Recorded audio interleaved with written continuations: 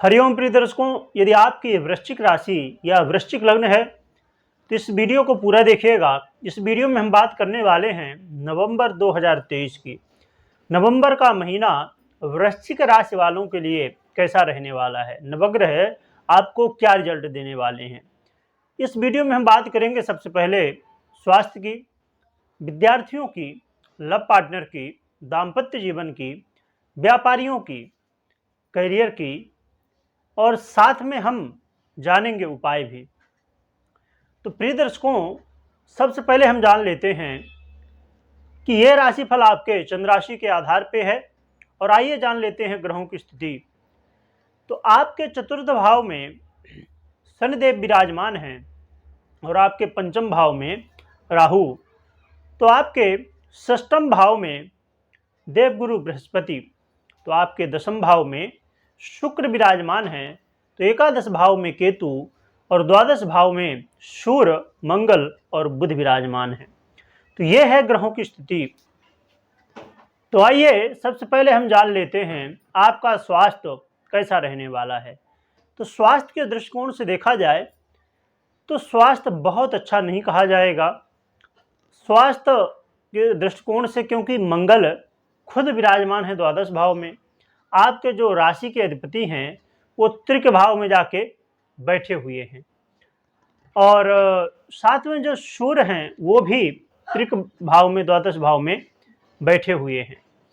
तो स्वास्थ्य के दृष्टिकोण से पहले के ये जो 15-16 दिन है ये ठीक नहीं है, परंतु 16 नवंबर को मंगल का भी और सूर्य का भी राशि परिवर्तन होने जा रहा है, तो ये आपके लग्न में ही आ जाएंगे। तब जो स्वास्थ्य को लेके स्टार्टिंग में चिंताएं हैं, समस्याएं हैं, वो सब दूर हो जाएंगी और आपको स्वास्थ्य लाभ होने वाला है।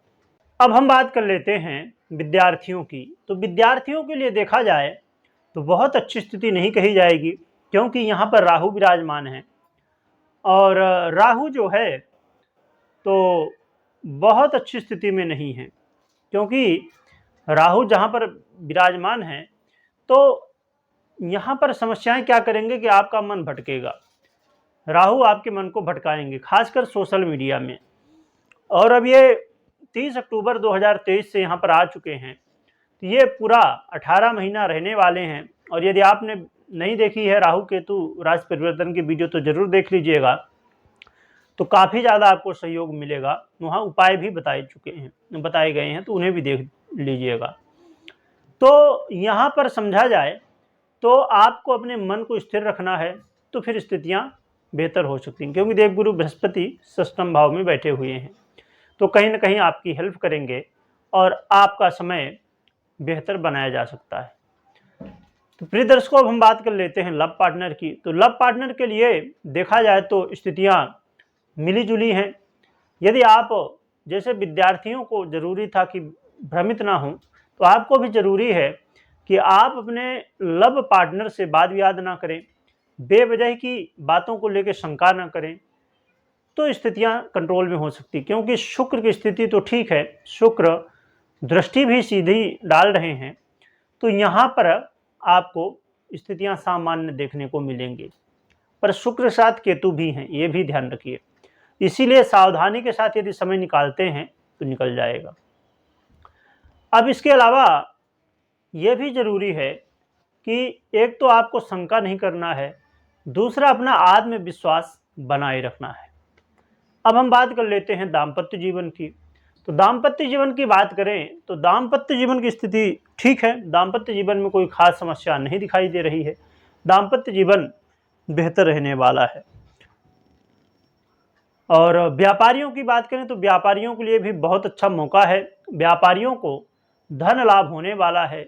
ये यदि अभी तक आपको कहीं ना कहीं समस्याएं आ रही थी धन अर्जित करने में, व्यापार चलने में, ग्राहकों से वाद विवाद हो रहा था, बेवजह की बातों को लेके कुछ न कुछ अड़चनें आ जा रही थी, तो वो दूर होंगी और व्यापार में वृद्धि देखने को मिलने वाली है, धन लाभ देखने को मिलने वाला है। और अब हम बात कर लेते हैं करियर की।